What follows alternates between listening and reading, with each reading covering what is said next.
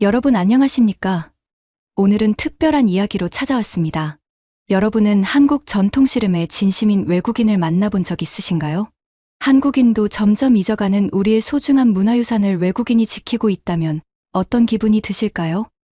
믿기 어려운 일이 벌어졌습니다. 모래판 위에서 외국인 여성이 한국 씨름을 가르치고 대회에 출전하고 심지어 외국의 씨름을 전파하고 있습니다. 이런 일이 어떻게 가능했을까요? 오늘의 주인공 안내는 독일에서 온 평범한 체육학도였습니다. 하지만 우연히 접한 한국 씨름은 그녀의 인생을 완전히 바꿔놓았죠. 안내가 처음 씨름을 보았을 때 느꼈던 생각과 편견, 그리고 그것을 극복하는 과정은 여러분께 깊은 감동을 선사할 것입니다. 지금부터 안내의 놀라운 여정을 함께 따라가 보실까요? 영상이 유익하셨다면 구독과 좋아요, 알림 설정도 꼭 부탁드립니다. 그럼 본 이야기를 시작하겠습니다. 믿을 수 없는 일이 벌어졌습니다. 한국 전통 씨름장에서 낯선 금발의 독일 여성이 굵은 땀방울을 흘리며 훈련을 지휘하고 있었습니다. 남성들 틈에서 누구보다 진지하게, 누구보다 치열하게 기술을 가르치는 안내의 목소리가 씨름장 안을 울렸습니다. 자, 허리를 더 낮추세요. 상대의 눈을 보지 말고 동작을 읽으세요. 그렇죠. 바로 그렇게요. 안내의 지시에 따라 외국인 남성들이 서로를 마주보고 삿발을 잡은 채 기술을 연습하고 있었습니다. 이 광경을 본 한국인들은 놀라움을 감추지 못했습니다. 어떻게 외국인, 그것도 여성이 이렇게 한국 씨름에 깊이 빠져들게 된 걸까요? 솔직히 말하면 저도 처음엔 씨름이라는 단어조차 몰랐어요. 안내는 쑥스러운 듯 웃으며 말했습니다. 그게 지금은 제 인생의 전부가 되었네요. 씨름을 더 일찍 알지 못했던 것이 정말 후회됩니다. 안내의 씨름 연습실은 부산의 한 체육관 안에 있었습니다. 벽에는 역대 씨름 챔피언들의 사진이 걸려 있었고 바닥에는 넓은 모래판이 깔려 있었죠. 그녀가 이끄는 외국인 씨름단은 각기 다른 나라에서 온 9명의 멤버로 구성되어 있었습니다. 미국, 캐나다, 프랑스, 스페인, 호주 등 다양한 국적의 사람들이 모여 한국 전통 씨름을 배우고 있었습니다. 우리 팀은 국적도, 나이도, 성별도 다양해요. 하지만 우리를 하나로 묶어주는 건 씨름에 대한 열정이죠. 안내는 자랑스럽게 말했습니다. 그녀의 눈빛에서는 씨름에 대한 진심이 묻어났습니다. 맨 처음 씨름을 봤을 때는 솔직히 이해가 안 됐어요. 왜 어른들이 모래판에서 삿발을 잡고 싸우는지, 그냥 단순히 서로를 넘어뜨리는 경기라고 생각했거든요. 안내는 처음 느꼈던 생각을 솔직하게 털어놓았습니다. 그런데 직접 해보니까 완전히 다르더라고요. 씨름은 단순한 힘겨루기가 아니라 깊은 철학과 기술이 담긴 전통 무예였습니다. 안내의 제자 중 한 명인 미국인 존이 질문했습니다. 안내, 너는 어떻게 씨름을 시작하게 된 거야? 안내는 잠시 생각에 잠기더니 입을 열었습니다. 그건 참 운명 같은 이야기예요. 제가 한국에 온 건 2020년이었어요. 코로나19가 한창일 때죠. 저는 독일에서 체육학과 무용을 전공했고 한국의 대학교로 교환학생을 오게 됐습니다. 사실 전통문화나 무예에는 별로 관심이 없었어요. 현대적이고 세련된 스포츠를 선호했죠. 헬스장에서 운동하고 요가나 필라테스를 즐기는 평범한 독일 여성이었습니다. 안내의 말에 주변 사람들이 귀를 기울였습니다. 그녀는 계속해서 이야기를 이어갔습니다. 당시 코로나 때문에 한국에서 할 수 있는 활동이 제한적이었어요. 대부분의 시간을 기숙사에서 보내며 SNS를 하루 종일 들여다봤죠. 그러다 어느 날 우연히 씨름 영상을 보게 됐습니다. 처음엔 그저 이상한 스포츠라고 생각했어요. 근데 자꾸 보다 보니 왠지 모르게 끌리더라고요. 씨름 영상을 본 안내는 호기심이 생겼습니다. 씨름이 어떤 스포츠인지, 어떤 역사를 가지고 있는지 알고 싶었죠. 그래서 인터넷에서 씨름에 대한 정보를 찾아보기 시작했습니다. 씨름의 역사는 수천 년 전으로 거슬러 올라간다는 사실에 놀랐고, 씨름이 단순한 스포츠가 아니라 한국인의 정신과 문화가 담긴 전통이라는 것을 알게 됐습니다. 저는 독일에서 태어나 무용과 체육학을 전공한 안내입니다. 독일에서는 그냥 평범한 여대생이었죠. 운동을 좋아하긴 했지만 굳이 전통 스포츠에 관심을 두진 않았어요. 오히려 현대적이고 세련된 스포츠를 선호했답니다. 크로스핏, 필라테스처럼 많은 사람들이 찾는 트렌디한 운동을 주로 했어요. 전통이라고 하면 뭔가 시대에 뒤떨어진 느낌이 들었거든요. 그런 제가 몇 년 전 한국으로 유학을 오게 되었습니다. 체육학과 교환학생 프로그램을 통해서였죠. 솔직히 한국에 대해 아는 것이라곤 K-팝과 한국 드라마가 전부였어요. 한국의 전통 문화에 대해서는 거의 무지했다고 해도 과언이 아닙니다. 그저 새로운 경험을 해보고 싶다는 생각으로 한국행을 결정했어요. 한국에 와서 처음 몇 달은 적응하느라 바빴습니다. 언어 장벽도 있었고 문화적 차이도 컸으니까요. 그러다 우연히 SNS에서 씨름이라는 전통 스포츠를 처음 알게 됐어요. 인스타그램에서 우연히 본 짧은 영상이었는데 두 남성이 모래판 위에서 삿발을 잡고 힘을 겨루는 모습이 신기했죠. 처음엔 솔직히 좀 촌스럽다고 생각했어요. 이게 뭐지? 왜 어른들이 모래판에서 이렇게 싸우는 거지? 그냥 단순히 서로를 밀치고 넘어뜨리는 단순한 경기라고 여겼죠. 서양의 레슬링과 비슷하지만 훨씬 더 원시적으로 보였습니다. 그런데 이상하게도 그 영상이 자꾸 생각났어요. 왜 한국 사람들이 이런 스포츠를 좋아하는지 궁금했죠. 호기심에 씨름에 대해 더 찾아보기 시작했습니다. 씨름의 역사가 2000년도 넘는다는 사실에 놀랐어요. 고구려 고분 벽화에도 씨름하는 모습이 그려져 있다는 것을 알게 됐죠. 그리고 씨름이 단순한 스포츠가 아니라 추석이나 단오 같은 명절에 즐기던 문화적 행사라는 것도 알게 됐습니다. 점점 더 관심이 생겼어요. 씨름에는 어떤 기술이 있는지, 어떤 규칙으로 경기를 하는지 알고 싶었죠. 유튜브에서 씨름 경기 영상을 찾아보기 시작했어요. 그런데 씨름이 생각보다 훨씬 정교한 스포츠라는 걸 알게 됐습니다. 단순히 힘으로만 하는 게 아니라 기술과 전략이 중요한 스포츠더라고요. 한국인 친구에게 씨름에 대해 물어봤어요. 씨름에 대해 알려줄 수 있니? 그런데 정작 제 또래 한국인 친구들은 씨름에 대해 잘 모르더라고요. TV에서 가끔 봤어. 근데 요즘은 잘 안 하는 것 같아. 이런 반응이었습니다. 젊은 세대들은 씨름보다 축구나 야구 같은 현대 스포츠에 더 관심이 많았던 거예요. 그 말을 듣고 오히려 더 궁금해졌습니다. 왜 이렇게 오랜 역사를 가진 전통 스포츠가 젊은 세대에게 외면받고 있는 걸까? 더 알아보고 싶었죠. 인터넷에서 씨름 클럽이나 도장을 찾아봤는데 생각보다 많지 않았어요. 그래도 부산에 있는 한 씨름 클럽을 발견했습니다. 웹사이트에 방문객도 환영한다고 써 있었어요. 그래서 용기를 내어 방문하기로 결심했습니다. 솔직히 처음엔 그냥 구경만 하려고 했어요. 외국인 여성이 씨름을 배우겠다고 하면 이상하게 생각할까봐 걱정도 됐거든요. 하지만 그게 제 인생의 전환점이 될 줄은 몰랐습니다. 어느 날 친구의 권유로 부산의 한 씨름 클럽에 구경을 가게 됐습니다. 친구는 제가 체육학을 전공했다는 걸 알고 한국 전통 스포츠를 직접 보면 좋은 경험이 될 거야 라며 권했죠. 사실 별 기대 없이 따라갔어요. 그저 한국 문화체험 정도로 생각했으니까요. 씨름장에 들어서자마자 강한 땀 냄새가 코를 찔렀습니다. 넓은 모래판 위에서 다부진 체격의 남성들이 삿발을 잡고 서로를 밀치며 훈련하고 있었죠. 그들은 큰 소리로 구호를 외치며 기합을 넣고 있었습니다. 저에겐 정말 낯설고도 거칠어 보이는 광경이었어요. 한쪽에서는 코치로 보이는 나이 지긋한 남성이 젊은 선수들에게 기술을 가르치고 있었습니다. 그의 지시 하나하나에 선수들은 진지하게 따르고 있었어요. 마치 스승과 제자 같은 관계가 느껴졌죠. 그런 모습을 보니 씨름이 단순한 놀이가 아니라 체계적인 훈련이 필요한 스포츠라는 생각이 들었습니다. 구경하던 중 문득 궁금증이 생겼어요. 여자도 해볼 수 있어요? 라고 코치님께 물었죠. 솔직히 거절당할 거라고 생각했어요. 여기서 훈련하는 사람들은 모두 남성이었으니까요. 그런데 코치님은 망설임 없이 당연하죠라고 답하셨어요. 예상치 못한 대답에 저는 잠시 당황했습니다. 지금 바로 해볼래요? 코치님의 제안에 저는 호기심 반, 두려움 반으로 고개를 끄덕였습니다. 코치님은 저에게 훈련복과 삿발을 건네주셨죠. 처음 보는 삿발을 어떻게 매는지도 몰랐습니다. 친구가 도와주겠다고 했지만 코치님이 직접 배워야 해요라며 천천히 설명해 주셨어요. 삿발을 차고 모래판에 올라서니 모든 시선이 저에게 쏠렸습니다. 부끄럽기도 했지만 한편으론 설레기도 했어요.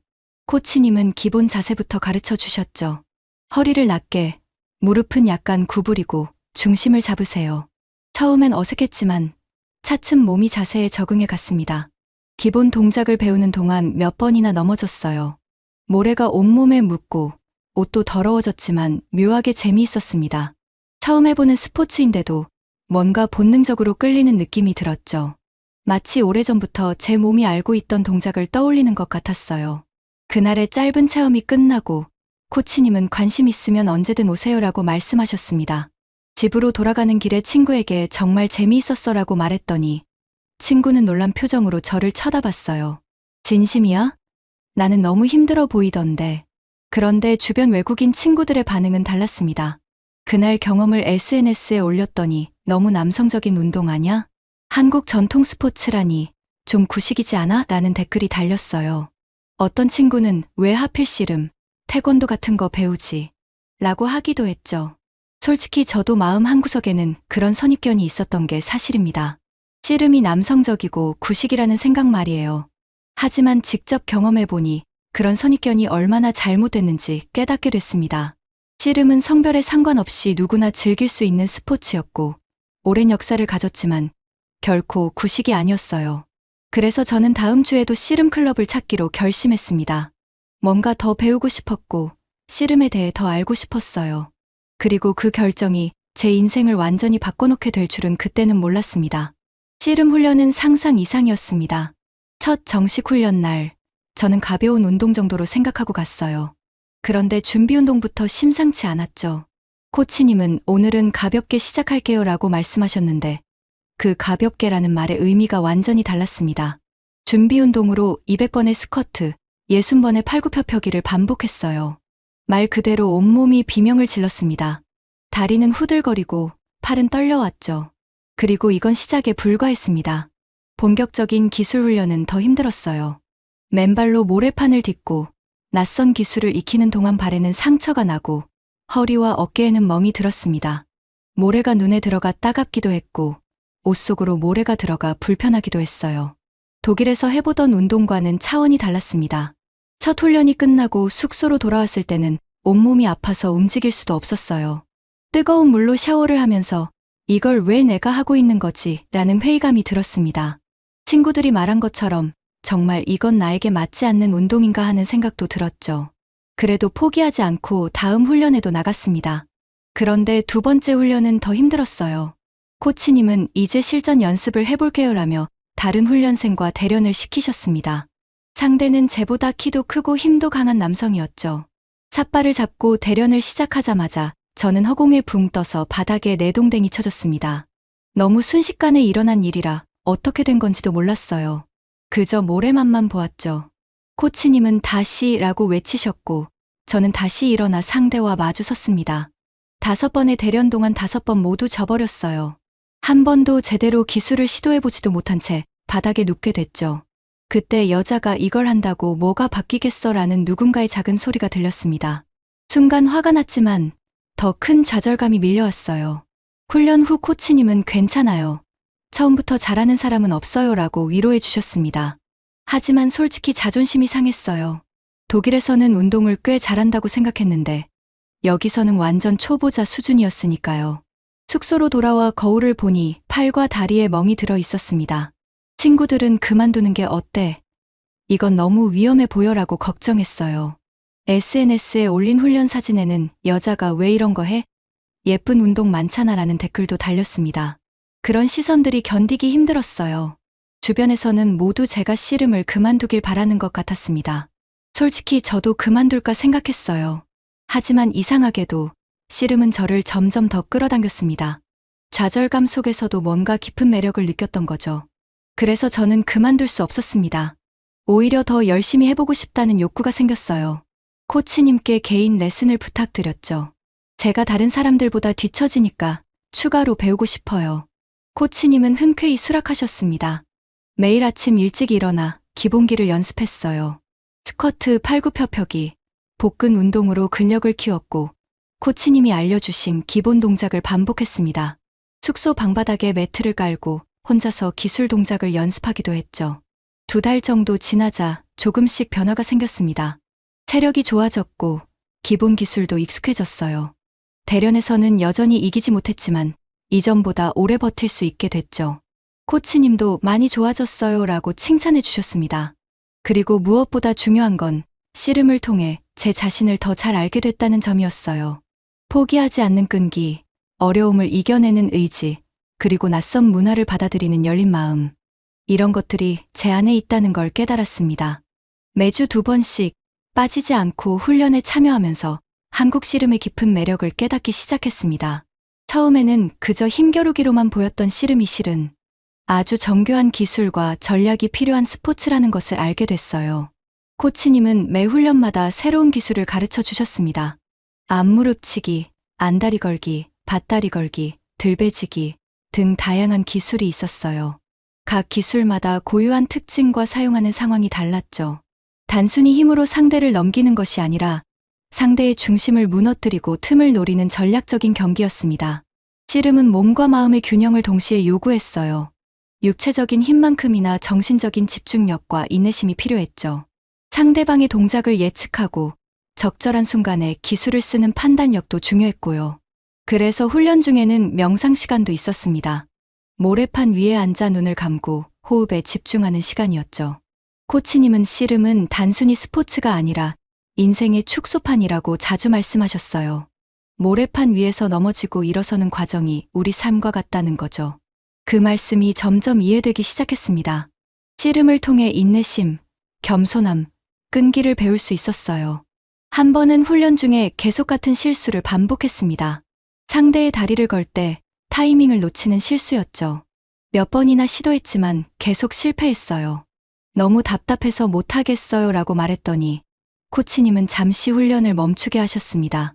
안내, 씨름에서 가장 중요한 건 상대를 이기는 것이 아니야. 자신의 한계를 극복하는 거지. 지금 내가 실패하는 건 내 몸이 아직 그 동작에 익숙하지 않아서야. 포기하지 말고 계속 도전해봐. 코치님의 이 말씀이 제 마음에 깊은 울림을 주었습니다. 그날 이후로 저는 씨름을 대하는 태도가 달라졌어요. 더 이상 단순히 이기는 것에 집착하지 않았고 매 순간 배움의 과정으로 받아들였습니다. 실패에도 좌절하지 않고 그 경험에서 교훈을 얻으려고 노력했죠. 씨름판 안에서는 나이도 국적도 성별도 중요하지 않다는 사실도 깨달았습니다. 처음엔 외국인이라는 이유로, 여성이라는 이유로 다르게 대우받을까 걱정했어요. 하지만 모래판 위에서는 그런 것들이 아무런 의미가 없었습니다. 모두가 똑같이 땀을 흘리고, 똑같이 넘어지고, 똑같이 일어섰죠. 그리고 모두가 똑같이 진심이었습니다. 훈련이 끝나면 함께 식사를 하는 시간도 있었어요. 처음엔 언어 때문에 대화하기 어려웠지만 점차 한국어를 배우면서 다른 선수들과 소통할 수 있게 됐습니다. 그들의 이야기를 들으며 한국 문화와 정서를 이해하게 됐고 씨름에 담긴 역사와 전통도 알게 됐죠. 한 선수는 자신의 할아버지가 마을 씨름 대회에서 우승했던 이야기를 들려줬어요. 상품으로 받은 소를 타고 마을로 돌아갔다는 재미있는 일화였죠. 또 다른 선수는 어린 시절 추석 때마다 마을 씨름 대회를 구경했던 추억을 나눠주었습니다. 그런 이야기들을 들으면서 씨름이 단순한 스포츠가 아니라 한국인의 삶과 밀접하게 연결된 문화라는 것을 실감했어요. 씨름을 통해 한국어도 자연스럽게 늘었습니다. 삿바, 모래판, 기술, 들배지기 같은 단어들을 배우면서 한국어 실력이 향상됐죠. 코치님은 제가 한국어로 질문하면 항상 칭찬해 주셨어요. 안내, 한국어 실력이 많이 늘었네. 씨름 실력보다 더 빨리 늘고 있어. 처음엔 단순한 호기심으로 시작한 씨름이 점점 저의 일상이 되어갔습니다. 학교 수업이 끝나면 곧장 씨름장으로 향했고 주말에도 훈련을 빼먹지 않았어요. 때로는 힘들고 지칠 때도 있었지만 모래판 위에서 느끼는 성취감은 그 어떤 것과도 바꿀 수 없었습니다. 씨름을 시작한 지 약 6개월이 지났을 때 코치님이 제안을 하셨어요. 안내, 이제 대회에 나가볼 생각 없어. 순간 놀라서 대답을 못했습니다. 아직 실력이 부족하다고 생각했거든요. 하지만 코치님은 내 실력이면 충분히 도전해볼 만해라고 격려해 주셨습니다. 그날 저는 큰 결심을 했어요. 단순히 취미로 즐기는 것을 넘어서 진지하게 씨름을 배우고 대회에도 도전해보기로 한 거죠. 그리고 그 결정이 저를 완전히 다른 세계로 이끌어 주었습니다. 제가 씨름을 통해 느낀 감동은 말로 다 표현할 수 없습니다. 단순한 스포츠 이상의 의미를 발견했기 때문이죠. 씨름은 한국의 역사와 문화, 정신이 담긴 살아있는 유산이었습니다. 그리고 저는 그 유산을 경험하고 배우는 특별한 기회를 얻은 거예요. 하루는 연습 장면을 찍어 SNS에 올렸더니 예상치 못한 반응이 왔습니다. 수많은 한국인들이 외국인이 씨름을 하다니 놀랍다, 감동이다. 우리 문화를 사랑해줘서 고맙다라는 댓글을 달아주셨어요. 처음엔 그저 제 일상을 공유한 것뿐인데 많은 사람들에게 감동을 준 것 같아 어리둥절했습니다. 그 반응을 보고 코치님께 물었어요. 왜 사람들이 이렇게 놀라는 걸까요? 코치님은 잠시 생각하시더니 대답하셨습니다. 씨름은 우리 전통인데 요즘 젊은 한국인들도 관심이 많이 없어. 그런데 외국인인 내가 이렇게 열심히 하니까 사람들이 감동받는 거지. 그 말씀을 듣고 씨름의 현실에 대해 더 알게 됐습니다. 과거에는 국민 스포츠였던 씨름이 현대에 와서는 인기가 많이 줄었다는 거예요. 젊은 세대들은 야구나 축구, 농구 같은 서구 스포츠에 더 관심이 많고 전통 씨름은 점점 잊혀져 가고 있었습니다. 그 사실이 저를 슬프게 했어요. 이렇게 아름답고 깊이 있는 문화유산이 사라져간다는 게 안타까웠죠. 그래서 더 적극적으로 씨름을 알리고 싶다는 생각이 들었습니다. 단지 제가 즐기는 것을 넘어서 씨름의 가치를 더 많은 사람들에게 알리고 싶었어요. 그때부터 SNS에 씨름 관련 콘텐츠를 정기적으로 올리기 시작했습니다. 훈련 모습, 기술 설명, 씨름의 역사와 문화적 의미 등을 영어와 한국어로 함께 설명했어요. 처음엔 몇백 명 정도만 보던 제 계정이 점점 팔로워가 늘어났고 한 달 만에 10,000명이 넘는 사람들이 제 콘텐츠를 보게 됐습니다. 그러던 중 부산의 한 국제학교에서 연락이 왔어요. 외국인 학생들에게 한국 문화를 소개하는 수업에 강사로 와달라는 제안이었죠. 처음엔 망설였습니다. 제가 씨름을 가르칠 만큼 잘하는 것도 아니고 한국 문화 전문가도 아닌데요. 하지만 코치님은 내가 외국인의 시선으로 씨름을 설명하면 더 좋을 수 있어라고 격려해 주셨어요. 그렇게 저는 직접 외국인들에게 씨름을 소개하는 짧은 수업을 맡게 됐습니다. 미국, 캐나다, 영국, 호주 등 다양한 국적의 학생들 앞에서 씨름의 기본 동작과 역사를 설명했어요. 처음엔 아이들이 낯설어하며 웃음을 참지 못했지만 직접 삿발을 메고 모래판에 올라서자 금세 진지해졌습니다. 씨름은 단지 한국의 전통이 아닙니다. 이제 세계인의 것이 될 수 있어요. 이 말은 제가 수업을 마무리하며 학생들에게 했던 말인데 이후 외국인 씨름단을 조직하며 가장 자주 꺼내는 말이 됐습니다. 수업이 끝난 후 몇몇 학생들이 더 배우고 싶다며 연락처를 물어왔어요. 그때 문득 아이디어가 떠올랐습니다. 왜 외국인 씨름 동아리를 만들지 않을까? 한국에 거주하는 외국인들이 함께 씨름을 배우고 즐길 수 있는 모임을 만들어보자고 생각했죠. 코치님께 이 아이디어를 말씀드렸더니 두 손을 들고 환영하셨습니다. 그거 정말 좋은 생각이야. 씨름의 세계화에 한 걸음 더 나아갈 수 있겠는걸. 코치님의 지원 아래 저는 SNS를 통해 외국인 씨름 동아리 회원을 모집했어요. 처음엔 반응이 미미했습니다. 대부분의 외국인들이 씨름에 대해 잘 모르거나 관심은 있어도 직접 해볼 생각은 못했던 거죠. 하지만 꾸준히 홍보하고 제 SNS 계정을 통해 씨름의 매력을 알리다 보니 조금씩 관심을 보이는 사람들이 늘어났어요. 첫 모임 날 예상보다 많은 7명의 외국인이 참석했습니다.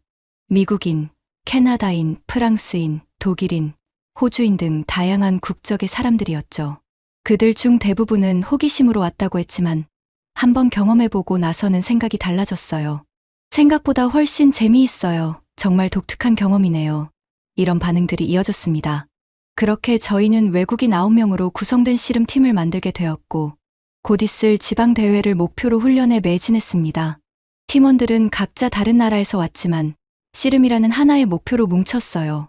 미국인 존, 캐나다인 마이클, 프랑스인 소피, 호주인 에밀리, 영국인 제임스, 스페인인 마리아, 그리고 독일에서 온 제 친구 한스와 루이자까지 다양한 배경을 가진 사람들이 모였습니다. 처음에는 각자 다른 체형과 성격, 운동 능력 때문에 훈련 방식도 달랐어요. 미국인 존은 레슬링 경험이 있어 기술 습득이 빨랐고 프랑스인 소피는 유도를 했던 경험 덕분에 균형 감각이 뛰어났습니다. 반면 평소 운동을 거의 하지 않았던 영국인 제임스는 기본적인 체력부터 기르는데 어려움을 겪었죠. 낯선 기술에 적응하지 못해 부상도 있었습니다. 한 번은 호주인 에밀리가 안다리 걸기를 연습하다가 발목을 접질렸고 스페인인 마리아는 허리를 삐끗해서 일주일 동안 훈련에 참여하지 못했어요. 언어 장벽도 있었습니다. 코치님은 한국어로 지시를 내리셨고 저는 그것을 영어로 번역해 팀원들에게 전달했죠. 가끔 번역이 정확하지 않아 혼란이 생기기도 했어요. 하지만 이런 어려움에도 불구하고 씨름에 대한 열정 하나로 저희는 똘똘 뭉쳤습니다. 누구보다도 열심히 기술을 익히고 서로를 격려하며 하나의 팀으로 성장해 나갔죠. 코치님도 저희 열정에 감동하셨는지 평소보다 더 많은 시간을 할애해 저희를 지도해 주셨습니다. 특히 인상적이었던 건 팀원들이 각자의 나라 언어로 씨름 용어를 번역해 서로 가르쳐주는 모습이었어요. 사빠는 영어로 사바 벨트, 프랑스어로 센츄어 디 사빠, 독일어로 사바주델로 불렸죠. 이렇게 씨름은 언어와 문화의 경계를 넘어 저희를 하나로 연결해 주었습니다. 훈련이 계속되면서 저는 제 안에 외국인이라는 한계와 여성이라는 벽을 자연스럽게 넘어서게 되었습니다. 처음엔 외국인이니까 잘할 수 없어라는 생각이 있었어요. 여자라서 남자들처럼 힘을 쓸 수 없다는 한계도 스스로 정해놓았고요. 하지만 그런 생각들이 실제로는 제 머릿속에만 존재하는 벽이었다는 걸 깨달았습니다. 실제로 씨름은 단순히 힘으로만 하는 것이 아니었어요. 기술과 전략, 타이밍과 균형 감각이 더 중요했죠. 그리고 이런 요소들은 국적이나 성별에 상관없이 누구나 훈련을 통해 발전시킬 수 있는 것이었습니다. 코치님도 항상 말씀하셨어요. 씨름은 머리로 하는 거야. 몸은 그저 도구일 뿐이지. 팀 훈련을 통해 저는 리더십도 배우게 됐습니다. 처음엔 그저 번역을 돕는 역할이었는데 점차 팀원들을 이끌고 조직하는 리더가 되었어요. 훈련 일정을 조율하고 각 팀원의 강점과 약점을 파악해 맞춤형 연습을 돕고 때로는 의견 충돌이 있을 때 중재하는 역할도 했습니다. 그 과정에서 제 자신도 많이 성장했어요. 전에는 소극적이고 남의 의견에 쉽게 동조하는 성격이었는데 씨름을 통해 자신감과 주체성을 갖게 됐습니다. 모래판 위에서 상대와 맞서는 경험이 실생활에서도 제 의견을 당당히 말할 수 있는 용기를 주었던 거죠. 대회가 한 달 앞으로 다가왔을 때 저희 팀은 특별한 결의를 다졌습니다. 매일 아침 일찍 모여 추가 훈련을 하기로 한 거예요. 코치님도 흔쾌히 동의하셨고 아침 6시부터 8시까지 특별 훈련을 진행했습니다. 학교나 직장 일정 때문에 힘들었지만 누구 하나 불평하지 않았어요. 오히려 서로를 격려하며 더 열심히 했죠. 대회 2주 전 저희는 모의 대회를 열었습니다.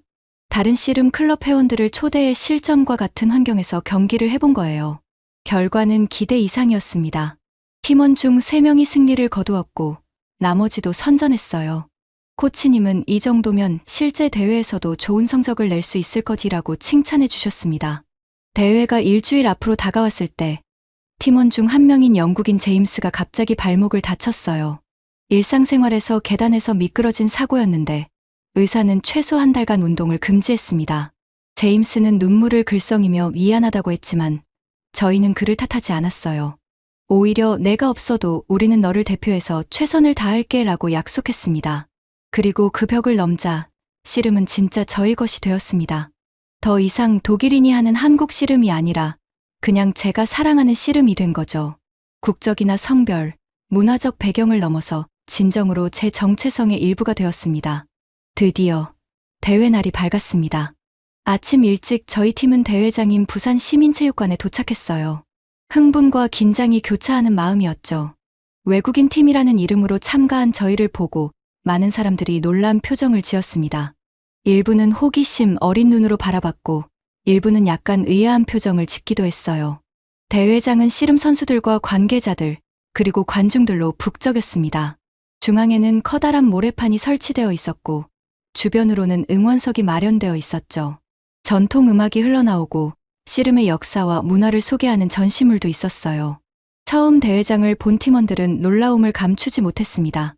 와, 이렇게 큰 행사인 줄 몰랐어. 정말 전통적인 분위기가 느껴져. 등록을 마치고 대기실에서 준비를 하는데 다른 팀 선수들이 저희를 흘끔흘끔 쳐다봤어요. 몇몇은 친근하게 다가와 인사를 건네기도 했지만 대부분은 경계하는 눈치였습니다. 아마도 외국인 팀이 어느 정도 실력을 갖추고 있을지 궁금했던 거겠죠. 개회식이 시작되고 참가 팀들이 하나씩 소개되었습니다.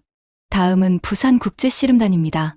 한국 전통씨름을 사랑하는 외국인들로 구성된 팀입니다. 아나운서의 소개에 관중들이 박수를 보내주었어요. 저희는 긴장된 표정으로 모래판 주위를 한 바퀴 돌며 인사했습니다. 드디어 경기가 시작됐어요. 첫 번째로 캐나다인 마이클이 출전했습니다. 상대는 고등학교 씨름부 출신의 젊은 선수였어요. 경기가 시작되자 두 선수는 삿발을 꽉 잡고 기술을 주고받았습니다. 마이클이 배지기를 시도했지만 상대가 가볍게 피했고 곧이어 상대의 안다리 걸기에 넘어지고 말았어요. 패배에도 불구하고 마이클은 웃으며 돌아왔습니다. 생각보다 훨씬 어려웠어. 하지만 정말 재미있었어. 그의 긍정적인 태도가 팀 분위기를 밝게 만들었어요. 두 번째로 프랑스인 소피가 나갔습니다. 여성부 경기였는데 상대는 대학 씨름부 선수였어요. 소피는 처음엔 긴장한 모습이었지만 경기가 시작되자 놀라운 집중력을 보여줬습니다. 상대의 기술을 잘 방어하며 경기를 이어갔고 결정적인 순간에 들배지기 기술을 성공시켜 승리를 거뒀어요. 소피의 승리에 저희 팀은 환호성을 질렀습니다. 관중들도 놀라운 표정으로 박수를 보내주었어요. 아마도 외국인 여성이 정통 씨름 기술로 승리할 거라고는 예상하지 못했던 것 같습니다. 이어진 경기에서도 저희 팀은 생각보다 훨씬 선전했습니다. 미국인 조는 강력한 상대를 만나 패했지만 호주인 에밀리와 스페인인 마리아는 각각 승리를 거뒀어요. 특히 몇몇 팀은 처음에 저희를 무시하다가 실제 경기에서 저희의 실력을 보고 오히려 당황하는 모습을 보였습니다. 마지막으로 제가 출전했어요. 상대는 오랫동안 씨름을 해온 경험 많은 선수였습니다. 경기가 시작되자 관중석에서는 안내, 파이팅이라는 응원 소리가 들려왔어요. 코치님과 팀원들의 응원이었죠. 저는 그동안 배운 모든 것을 쏟아부었습니다. 상대의 움직임을 예측하고 중심을 잡으며 기회를 노렸어요. 경기는 팽팽하게 이어졌고 어느 순간 저로의 찬스가 왔습니다. 상대가 중심을 잃은 틈을 놓치지 않고 배지기 기술을 시도했어요. 순간 모든 것이 슬로 모션처럼 느껴졌습니다. 제 손에 잡힌 상대의 삿바, 허리를 깊이 숙여 상대를 들어 올리는 힘, 그리고 상대가 공중에 뜨는 순간, 그리고 쿵 하는 소리와 함께 상대가 모래판에 등을 대고 넘어졌어요. 관중석에서 환호성이 터져 나왔습니다. 저는 믿을 수 없다는 표정으로 심판을 바라봤고, 심판은 제 손을 들어 승리를 선언했습니다. 저도 모르게 눈물이 흘러내렸어요. 그 순간의 기쁨과 감동은 말로 표현할 수 없었습니다. 제가 보여준 배지기 기술은 현장에서 큰 환호를 받았고, 경기가 끝난 후 대한씨름협회 관계자분이 직접 다가와 정말 감동적입니다. 씨름을 사랑해주셔서 감사합니다. 라고 말해주셨을 때 제 눈시울이 붉어졌습니다. 그때 저는 독일인 안내가 아닌 씨름인 안내가 되어 있었습니다. 대회 결과 저희 팀은 종합순위에서 중위권에 랭크됐습니다. 처음 참가한 대회치고는 놀라운 성적이었죠. 코치님은 내가 지도한 팀 중에 이렇게 빨리 성장한 팀은 처음이라며 기뻐하셨습니다. 시상식이 끝나고 저희 팀은 모래판 앞에 모여 기념사진을 찍었어요. 그때 한 노인분이 다가오셨습니다. 나중에 알고 보니 그분은 과거 씨름 챔피언이었던 원로 선수였어요. 그분은 제 손을 꼭 잡으시며 말씀하셨습니다. 젊은이, 오늘 당신들이 보여준 모습에 제 마음이 뜨거워졌소. 우리 씨름이 이렇게 세계로 뻗어나가는 모습을 보게 될 줄은 꿈에도 몰랐소. 앞으로도 씨름의 정신을 널리 알려주시오. 그 말씀에 저는 큰 책임감을 느꼈습니다. 단순히 개인적인 취미를 넘어 씨름의 가치를 세계에 알리는 사명감 같은 것이 생겼어요. 그날 저녁 팀원들과 함께 뒤풀이를 하며 앞으로의 계획을 이야기했습니다. 우리가 각자의 나라로 돌아가더라도 씨름을 계속하자. 씨름 클럽을 만들어서 더 많은 외국인들에게 알리자. 다음 대회에서는 더 좋은 성적을 내자. 이런 이야기들이 오갔어요. 대회 다음 날 지역신문에 저희 팀에 대한 기사가 실렸습니다. 외국인들이 한국 씨름의 맥을 잇다라는 제목의 기사였어요. 인터뷰 요청도 여러 곳에서 들어왔고 심지어 작은 다큐멘터리를 찍자는 제안도 받았습니다. 저는 이 모든 관심이 부담스럽기도 했지만 씨름을 더 많은 사람들에게 알릴 수 있는 기회라고 생각했어요. 인터뷰에서 저는 항상 이렇게 말했습니다. 씨름은 한국만의 것이 아니라 세계가 함께 즐길 수 있는 멋진 스포츠입니다. 저는 그저 그 다리를 놓는 역할을 하고 싶어요. 대회 이후 저희 팀의 인기는 더욱 높아졌습니다. 훈련하는 모습을 보러 오는 사람들이 많아졌고 새로운 회원들도 늘어났어요. 처음엔 9명이었던 팀이 한 달 만에 15명으로 늘어났습니다. 다양한 국적의 사람들이 씨름에 관심을 갖게 된 거죠. 코치님은 늘어난 회원들을 위해 훈련 시간을 늘리고 레벨별로 반을 나누기 시작했어요. 초보자반, 중급자반, 그리고 대회 준비반으로 나뉘어 더 체계적인 훈련이 가능해졌습니다. 저는 중급자반을 맡아 가르치게 됐어요. 처음엔 부담스러웠지만 코치님의 지도 아래 점차 자신감을 갖게 됐습니다. 외국인의 시선에서 씨름을 설명하는 제 방식이 오히려 초보자들에게 더 이해하기 쉬웠다고 해요. 대회로부터 약 한 달 후, 저는 큰 결정을 내렸습니다. 학업을 마치고 독일로 돌아가는 대신 한국에 남아 씨름을 계속하기로 한 거예요. 부모님은 처음엔 반대하셨지만 제 열정을 이해해 주셨죠. 내가 정말 행복하다면 우리도 지지할게. 그렇게 저는 부산에 정착하고 씨름 코치로서의 새로운 삶을 시작했습니다. 한국 씨름의 정신과 기술을 더 깊이 배우는 동시에 그것을 세계에 알리는 역할을 하게 된 거죠. 그때 저는 더 이상 독일인 안내가 아닌 씨름인 안내로 완전히 거듭나게 되었습니다. 그 후 저희 외국인 씨름단은 각자의 나라로 돌아간 후에도 씨름 영상을 만들고 모래판 훈련을 지속하며 씨름을 널리 알리고 있습니다. 미국으로 돌아간 조는 자신의 체육관 한켠에 작은 모래판을 마련해 씨름 교실을 열었고, 프랑스의 소피는 파리에서 한국 전통 무예의 날 행사를 개최해 씨름을 소개했어요. 호주의 에밀리는 학교 체육 시간에 씨름을 가르치기 시작했고, 스페인의 마리아는 SNS에서 씨름 챌린지를 시작해 많은 사람들의 참여를 이끌어냈습니다. 저는 한국에 남아 더 깊이 씨름을 배우는 한편, 틈틈이 독일을 방문해 씨름을 알리는 활동을 했어요. 처음 독일에서 씨름 워크숍을 열었을 때는 10명 남짓한 사람들만 참여했지만 차츰 관심이 높아져 베를린, 함부르크, 미넨 등 여러 도시에서 워크숍 요청이 들어오기 시작했습니다. 독일에서는 처음에 사람들이 씨름을 레슬링의 일종이라고 오해했어요. 하지만 삿바의 사용법과 경기 방식, 그리고 씨름에 담긴 문화적 의미를 설명하자 많은 사람들이 씨름의 독특함에 매료되었습니다. 특히 독일인들은 기술적인 측면에 관심이 많았어요. 각 기술마다 어떤 물리학적 원리가 적용되는지 묻는 사람들이 많았죠. 독일의 몇몇 언론에서는 한국 씨름의 세계와 선봉장이라며 저를 소개하기도 했어요. 한 스포츠 잡지와의 인터뷰에서 기자가 물었습니다. 안내 씨는 왜 굳이 씨름을 선택했나요? 왜 다른 스포츠가 아닌 씨름인가요? 그 질문에 저는 이렇게 답했습니다.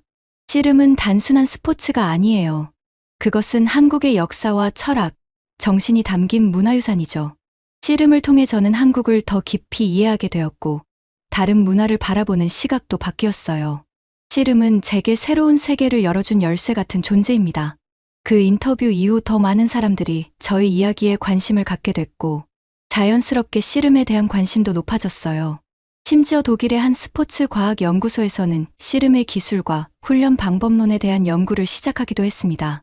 한국으로 돌아온 후에는 더 많은 외국인들에게 씨름을 가르치는 일에 집중했어요.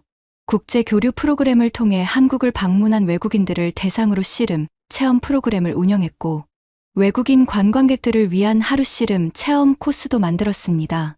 그러던 중 뜻밖의 제안을 받았어요. 대한씨름협회에서 국제씨름발전위원회의 자문위원으로 활동해달라는 요청이었죠. 저는 기쁘게 수락했고 씨름의 국제화 전략과 외국인 대상 홍보 방안에 대한 아이디어를 제안했습니다. 협회와 함께 일하면서 세계씨름 페스티벌이라는 국제 행사를 기획하게 됐어요. 한국의 전통 명절인 추석에 맞춰 열리는 이 행사는 전 세계에서 온 씨름 애호가들이 모여 기술을 겨루고 문화를 교류하는 자리였죠. 첫 행사에는 12개국에서 50여 명의 외국인들이 참가했고 한국 언론에 큰 관심을 받았습니다. 저는 이제 씨름을 통해 한국을 더 깊이 이해하게 되었고 한국의 정신과 정서를 제 몸으로 배우고 있습니다. 씨름에 담긴 정정당당함, 상대에 대한 존중, 자연과의 조화 같은 가치들은 제 삶의 원칙이 되었어요. 처음 씨름을 시작했을 때는 그저 새로운 스포츠를 경험해보는 정도로 생각했던 것이 이제는 제 인생의 중심이 되었습니다.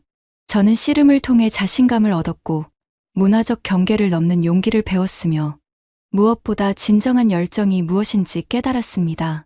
가끔 독일에 계신 부모님께서 언제 돌아올 거니? 라고 물으시면 저는 씨름이 저를 한국에 묶어두고 있어요 라고 대답합니다. 부모님은 처음엔 이해하지 못하셨지만 지난해 한국을 방문해 제가 씨름하는 모습을 직접 보신 후에는 제 선택을 존중해 주셨어요. 어머니는 제 경기를 보시고 이렇게 말씀하셨습니다. 내가 이렇게 행복해하는 모습은 처음 봐. 내 눈에서 빛이 나더구나. 그 말씀을 듣고 저는 제가 정말 옳은 선택을 했다는 확신이 들었습니다. 저는 이제 한국에서의 새 삶에 완전히 적응했습니다. 한국어도 많이 늘어 일상 대화에는 거의 문제가 없고 한국 문화와 관습에도 익숙해졌어요. 김치를 직접 담그는 법도 배웠고 명절에는 한복을 입고 전통 놀이를 즐기기도 합니다. 하지만 무엇보다 값진 것은 씨름을 통해 만난 인연들이에요. 코치님은 이제 제 인생의 멘토가 되셨고, 팀원들은 가족 같은 존재가 되었습니다. 서로 다른 나라, 다른 언어, 다른 문화를 가진 사람들이 씨름이라는 하나의 끈으로 연결되어 있는 거죠. 이렇게 저희 인생은 씨름을 통해, 한국을 통해 다시 쓰여지고 있습니다. 제가 한국에 온 것은 우연이었을지 모르지만, 씨름을 만난 것은 분명 운명이었다고 생각해요. 그리고 그 운명은 저를 더 넓은 세계로, 더 깊은 이해로 이끌어주고 있습니다. 여러분, 씨름은 단지 과거의 전통이 아닙니다. 제가 경험한 씨름은 살아 숨쉬는 문화유산이자 세대와 국경을 초월한 소통의 도구였습니다. 누구든, 어떤 국적이든, 남녀노소 누구나 씨름을 통해 진짜 한국을 경험할 수 있어요. 처음 씨름을 시작했을 때 많은 사람들이 제게 물었습니다. 왜 하필 씨름이냐고요? 그때는 저도 명확한 대답을 하지 못했어요. 그저 호기심과 새로운 것에 대한 도전 정신이었을 뿐이죠. 하지만 지금은 자신있게 말할 수 있습니다. 씨름은 제게 단순한 스포츠 이상의 의미를 갖고 있다고요. 씨름을 통해 저는 진정한 자신을 발견했습니다. 모래판 위에서 상대와 마주할 때 제 안의 두려움과 한계를 직면하게 됐어요. 그리고 그것을 극복하는 과정에서 제 안에 숨겨진 강인함과 끈기를 발견했죠. 씨름은 제게 자신감을 주었고 어떤 어려움 앞에서도 굴하지 않는 정신을 길러주었습니다. 또한 씨름은 제게 문화적 다양성의 가치를 가르쳐 주었어요. 서로 다른 배경을 가진 사람들이 하나의 목표를 위해 함께 노력하는 모습을 보며 우리의 차이점보다 공통점이 더 크다는 것을 깨달았습니다. 국적과 언어, 문화의 장벽을 넘어 진정한 소통이 가능하다는 것을 씨름이 증명해 주었죠. 그리고 무엇보다 씨름은 제게 한국을 사랑하는 마음을 심어주었습니다. 씨름의 역사와 전통을 배우면서 한국의 정신과 가치관을 이해하게 됐고 그것이 제 삶의 일부가 되었어요. 이제 저는 한국과 독일의 문화를 모두 품은 사람이 되었습니다. 두 문화의 다리 역할을 하는 것이 제 사명이라고 생각해요. 지금도 저는 씨름을 널리 알리기 위해 노력하고 있습니다. 국내외 씨름 대회에 참가하고 워크숍을 통해 씨름의 기술과 정신을 가르치고 있어요. 최근에는 씨름의 세계화를 주제로 책을 집필하기 시작했습니다. 제 경험과 씨름의 가치를 더 많은 사람들과 나누고 싶어서요. 또한 유튜브 채널을 통해 씨름 강좌를 제공하고 있어요. 한국어와 영어, 독일어로 기본 기술부터 고급 전략까지 다양한 내용을 다루고 있죠. 시작한 지 얼마 되지 않았지만 이미 전 세계 많은 나라에서 구독자가 생겼습니다. 캐나다에서 온 한 구독자는 당신 덕분에 아이들에게 씨름을 가르치기 시작했어요. 아이들이 정말 좋아해요 라는 메시지를 보내주셨어요. 사실 씨름의 가치는 경기장 안에만 있는 것이 아닙니다. 씨름의 정신은 우리 일상에도 적용될 수 있어요. 상대를 존중하는 마음, 공정한 경쟁, 끊임없는 자기 개발. 이런 가치들은 현대 사회에서도 여전히 중요하죠. 저는 씨름을 통해 이런 가치들을 더 많은 사람들에게 전하고 싶습니다. 지난해에는 특별한 프로젝트를 시작했어요. 씨름으로 하나 되는 세계라는 이름의 이 프로젝트는 전쟁과 갈등으로 고통받는 지역의 아이들에게 씨름을 가르치는 활동입니다. 씨름을 통해 아이들이 서로를 이해하고 존중하는 법을 배우게 하는 것이 목표죠. 현재 시리아와 팔레스타인 난민 캠프에서 첫 프로그램이 시작되었고 생각보다 훨씬 긍정적인 반응을 얻고 있습니다. 이 모든 활동의 원동력은 씨름에 대한 순수한 사랑입니다. 제가 처음 씨름을 시작했을 때 느꼈던 그 설렘과 흥분, 그리고 씨름을 통해 경험한 깊은 감동을 더 많은 사람들과 나누고 싶어요. 씨름이 단지 한국의 전통 스포츠가 아니라 세계 모두가 즐기고 배울 수 있는 문화유산이 되길 바랍니다. 그리고 마지막으로 저는 제 이야기가 누군가에게 영감이 되었으면 좋겠어요. 낯선 문화에 도전하는 것은 때로 두렵고 어려울 수 있습니다. 하지만 그 도전을 통해 우리는 더 넓은 세계를 경험하고 더 깊은 자아를 발견할 수 있어요. 제가 씨름을 통해 새로운 자신을 발견했듯이 여러분도 자신만의 씨름을 찾아 도전해 보시길 바랍니다. 이 사연이 누군가의 마음에 씨름에 대한 작은 관심의 씨앗이 되었으면 좋겠습니다. 혹시 씨름에 관심이 생기셨다면 가까운 씨름장을 찾아보세요. 아니면 제 유튜브 채널이나 SNS를 통해 더 많은 정보를 얻으실 수도 있습니다. 여러분의 생각을 댓글로 들려주시고 이 감동을 함께 나눠주세요. 씨름은 제 인생을 바꿔놓았습니다. 그리고 여러분의 인생도 바꿀 수 있을 거예요. 구독과 좋아요는 저에게 큰 힘이 됩니다. 알림 설정도 해주시면 앞으로 더 많은 이야기로 찾아뵙겠습니다. 감사합니다.